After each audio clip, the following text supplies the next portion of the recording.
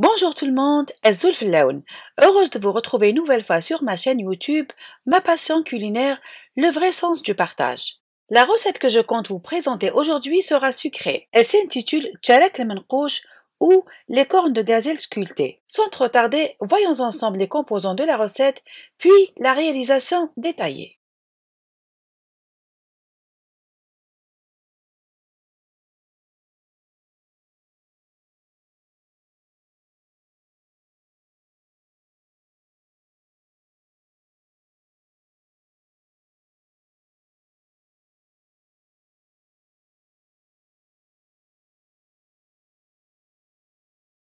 Dans un premier temps, je tamise ma farine et je rappelle au passage que mes 3 mesures sont remplies à ras-bord. Je rajoute ensuite une cuillère à café de sucre glace que je tamise aussi.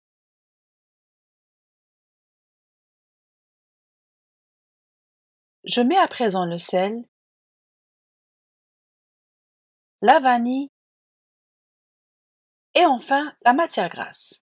Dans cette vidéo, j'ai mis du beurre clarifié auquel j'ai rajouté l'équivalent d'un doigt d'huile pour remplir ma mesure. Vous pouvez bien sûr remplacer le beurre par du semen. Et à l'occasion, je vous mets dans la barre d'infos le lien de la vidéo du beurre clarifié.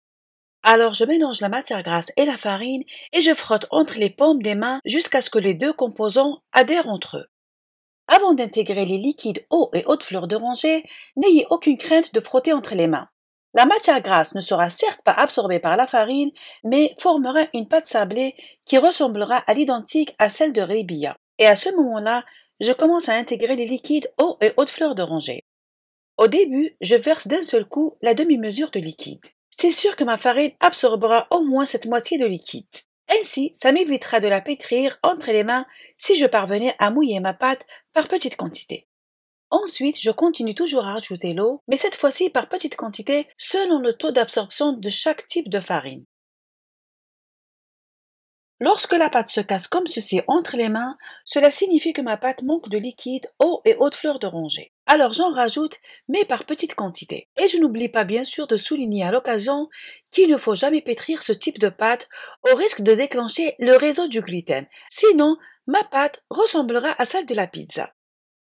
Voici l'aspect final de ma pâte. Un peu molle, mais qui finira par se raffermir après le repos. Voici l'indice qui nous prouve que notre pâte est juste parfaite. Une pâte souple, mais qui ne se casse pas. Voyez la quantité d'eau qui me reste. C'est un peu moins que la moitié. Et cette quantité varie selon le type de farine. Filmez et laissez reposer au moins un quart d'heure. Et en période de chaleur, mieux vaut la réserver au frais.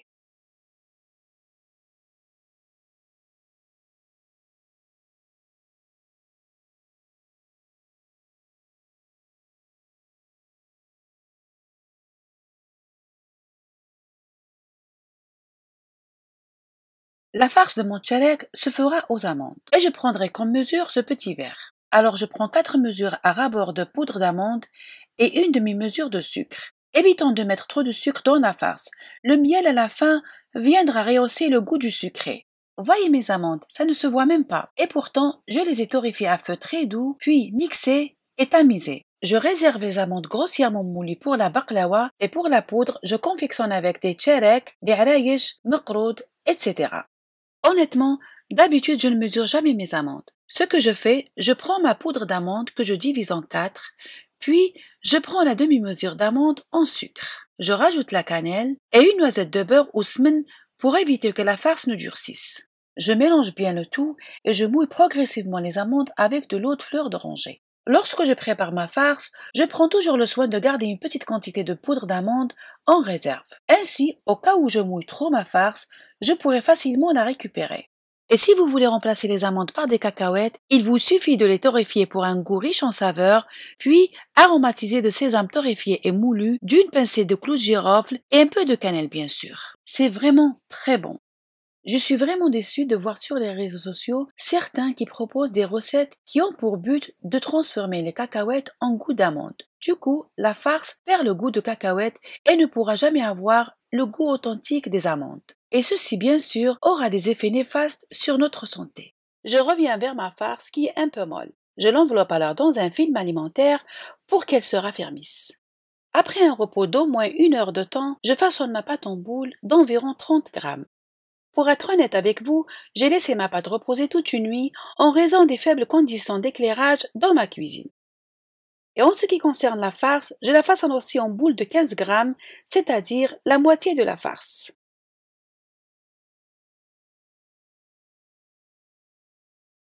Je façonne ensuite les boules de farce en boudin bombé au milieu.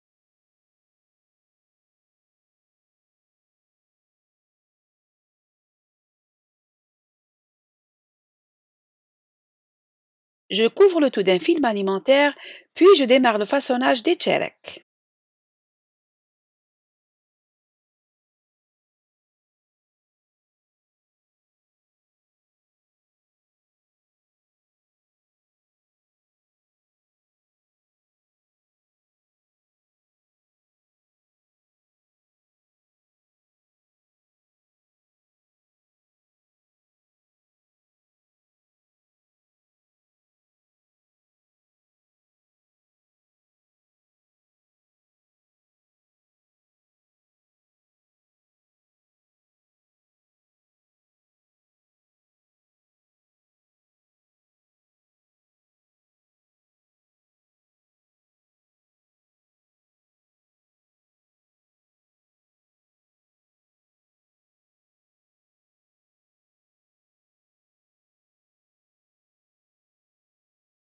Jusqu'à présent, la recette ressemble à l'identique à celle de tcherek enrobé de sucre glace ou corne de gazelle.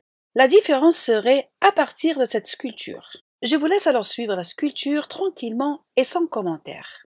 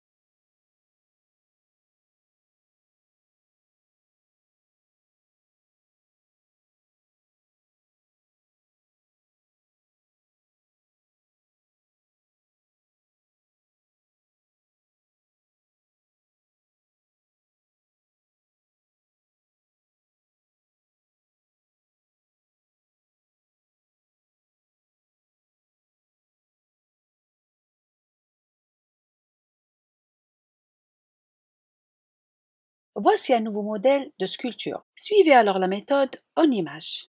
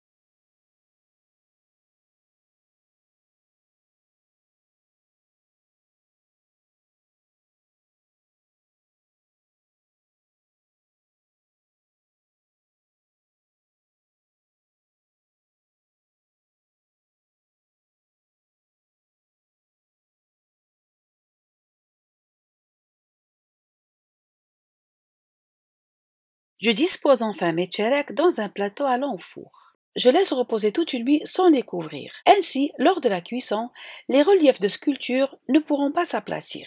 Cuire dans un four chauffé au préalable à 180 degrés pendant 12 à 15 minutes sans plus. Ne jamais cuire le tcherek à température très douce, sinon la farce risquerait de durcir. Et là, j'avais préparé un deuxième plateau de tcherek que j'ai laissé refroidir complètement avant de les mettre dans une boîte en métal. Une méthode parfaite pour une bonne conservation. Et pour les déguster, il suffit de les tremper dans du miel chaud avant de les servir.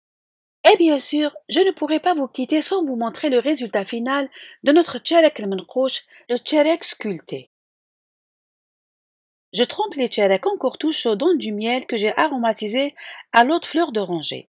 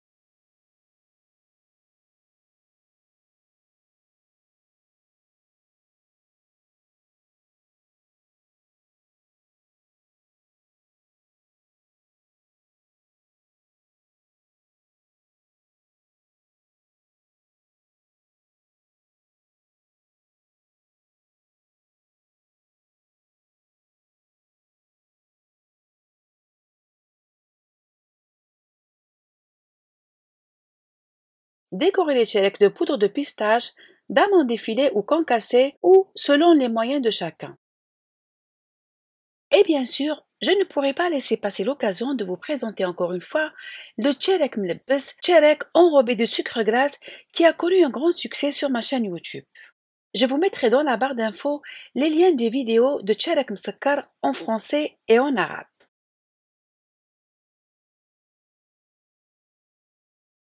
Une petite découpe de tcherek pour découvrir la texture de l'intérieur. Léger croquant au début et fondant en bouche. Et pour la farce, moelleuse à souhait. Une variante de tcherek au goût raffiné irrésistible. Le parfum subtil de l'eau de fleur d'oranger, en harmonie avec le goût du beurre, est juste sublime. Laissez-vous tenter et essayez-le. Ma vidéo de tcherek al-menqouch, le tcherek sculpté, touche à sa fin. J'espère qu'elle vous aura plu. N'oubliez pas de liker et partager. À bientôt pour une nouvelle recette.